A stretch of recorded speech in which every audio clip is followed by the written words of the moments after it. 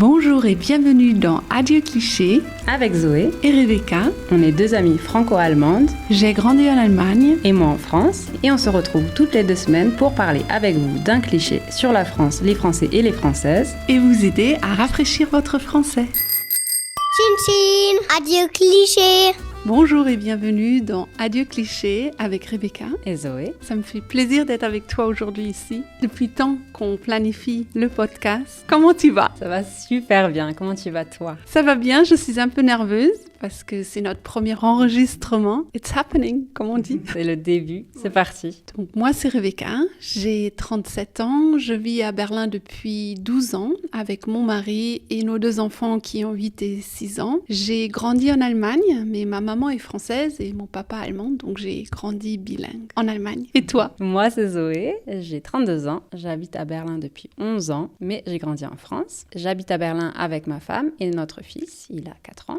Alors, l'idée de Adieu Cliché, on va parler en français toutes les 2 semaines. On avait envie de se retrouver autour d'un café et d'un croissant. Absolument. Et de reconnecter avec nos racines françaises, mais de parler de nos racines allemandes aussi. On a un vécu différent, une enfance différente, et c'est ce qui est intéressant d'échanger là-dessus. Donc, on perd un petit peu nos racines françaises et on a envie de vous embarquer avec nous dans notre apprentissage du français, de parler un petit peu de la culture française, des clichés, de nos enfances respectives. Moi, ça me fait tellement plaisir de parler avec toi parce que je sens qu'une langue, ça se perd et moi, ça fait 12 ans que je vis à Berlin et que je parle quasiment avec personne le français et comme on entend, j'ai un petit accent, je fais des erreurs et c'est exactement ça, ce podcast qui m'aide à me lancer. Lancez-vous. Une langue, ça se parle, ça se pratique, ça s'écoute. On veut juste faire ça à la cool, entre nous, avec un croissant et un café. C'est la tradition de notre lundi matin. Alors, c'est parti? Oui, c'est parti. Alors, de quoi on va parler aujourd'hui? On voulait parler de comment se présenter en France. Comment commencer déjà? Est-ce qu'on commence par la bise? Ah oui, c'est sûr. Mais est-ce qu'on commence avec la bise tout le temps? Est-ce qu'on fait des bisous à chaque étranger et étrangère? Toi, tu sauras le dire. Moi, j'ai vécu que 5 ans à Paris. Avant, je passais beaucoup mon temps pendant les vacances chez mes grands-parents. Moi, je dirais, à chaque rencontre, tu donnes un bisou. Tu fais la bise.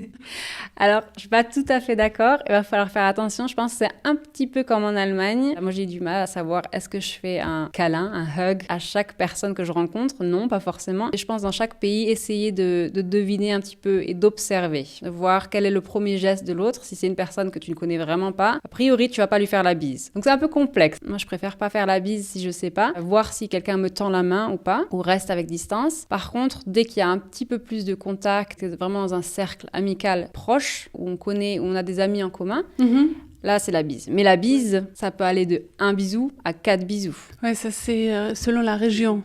Donc, Paris, c'est 2. C'est 2. Ouais. En général, en France, c'est 2. Mais dans le sud, c'est 3 ou 4. Je connais pas de région du sud où c'est 4, ce serait plutôt dans le nord, donc au niveau de la Vendée. Ah oui? Moi, j'ai passé beaucoup de mon enfance en Vendée, j'ai de la famille en Vendée. Il y a des régions où c'est que 1 bisou, mais ça c'est très rare. 2, c'est vraiment très fréquent, on peut pas se tromper. Oui. 3, c'est du côté de Montpellier. Et 4, au niveau de la Vendée. Alors là, par contre, 4, avec mes grands-parents à chaque fois et les amis de mes grands-parents, il faut que tu te représentes.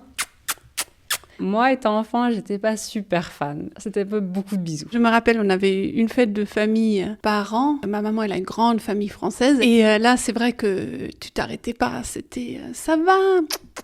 J'aimais beaucoup se rencontrer et d'avoir ce geste. J'avais des amis qui m'ont présenté à d'autres amis et c'est là où tu faisais la bise et que tu connaissais pas l'ami de ton ami, mais à ce moment-là, ça a relaxé, quoi.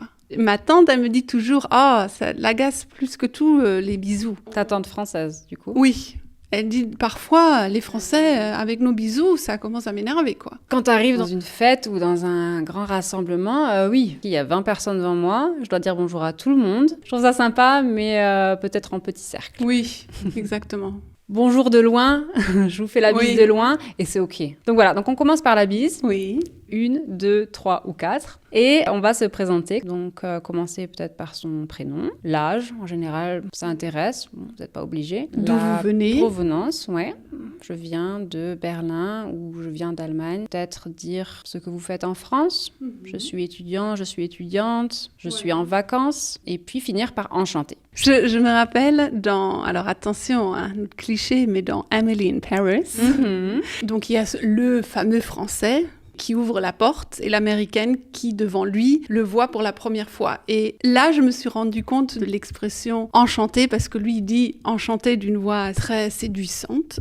Et à ce moment-là, je me suis rendu compte que moi, je n'utilisais rarement le enchanté, que je disais bonjour souvent. Et dans ce film-là, c'est là où moi je me suis rendu compte qu'enchanté, c'est une belle expression et qu'on pourrait l'utiliser plus souvent. Je pense que oui, commencer une phrase par bonjour et salut et finir par enchanté, c'est très important pour les Français, la politesse. Et toujours dire bonjour et bonsoir. Peut-être plus qu'en Allemagne, je trouve. Quand on rentre dans une salle d'attente, quand on rentre dans une boutique, pensez à dire bonjour ou bonsoir à partir de 17h, je pense.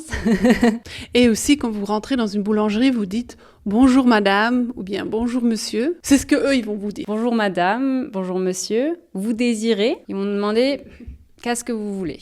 Qu'est-ce que je peux vous servir? Vous désirez? Donc on pourrait commencer par un croissant s'il vous plaît. Et ils vont rajouter ce sera tout?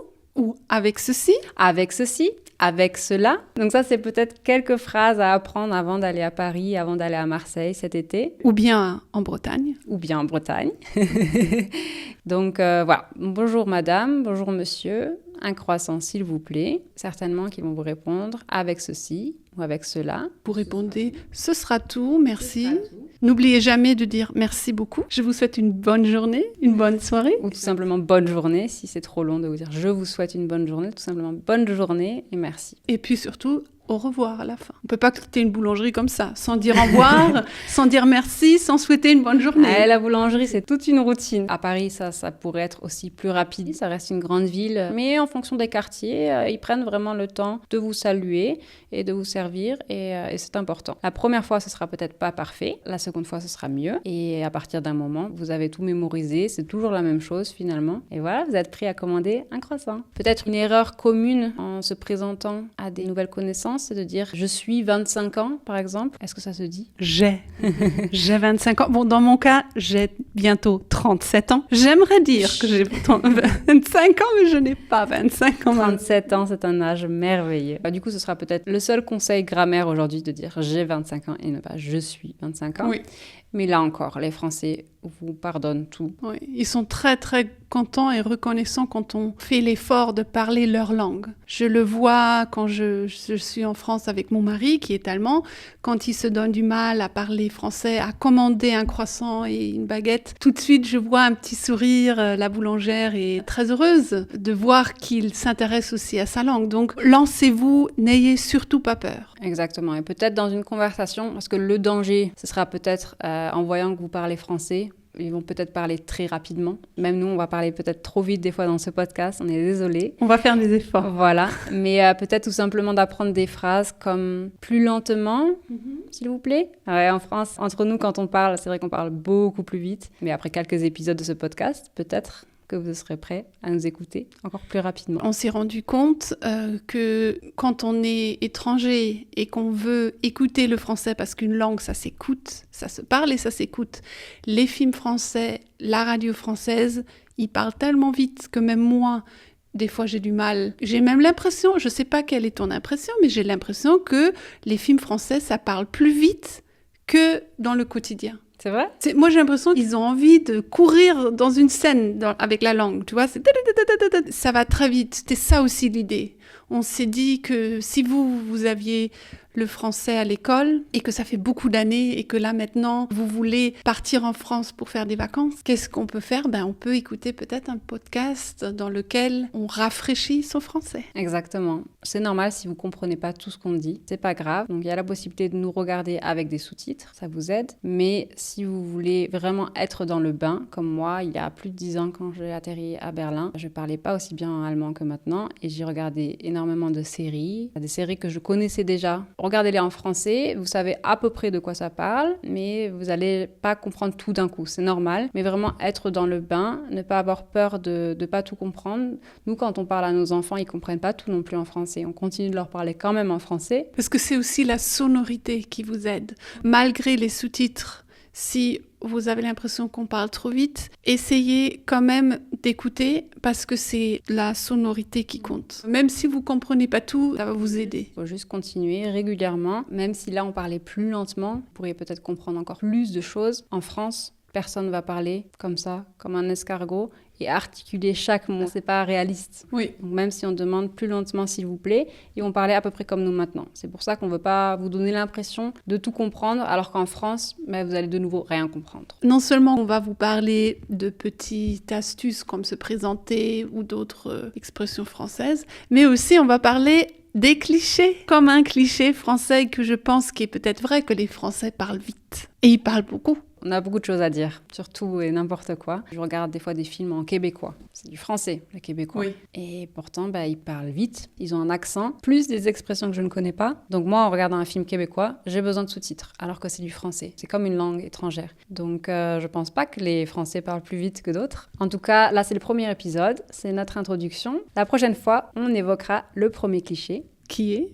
Est-ce que les Français et les Françaises sont mal polis, arrogants et râleurs ? J'ai beaucoup d'avis sur la question. J'ai hâte d'entendre ce que toi tu en penses. Oui. C'est tout pour aujourd'hui. Merci à vous de nous avoir regardés et écoutés. Ça nous fait grand plaisir. Vous pouvez nous suivre sur Instagram, à Adieu Cliché Podcast. On vous met encore dans la description des détails là-dessus. Vous pouvez nous envoyer des messages, des commentaires, des avis, des étoiles. On sera ravis. Absolument. Et on se revoit dans 2 semaines. Oui. Et on parle de notre premier cliché. Parfait. Est-ce qu'on va manger notre croissant maintenant? Maintenant, on va le manger, le croissant. Encore un grand merci d'être avec nous. Ça nous fait trop plaisir. À la semaine prochaine. Salut!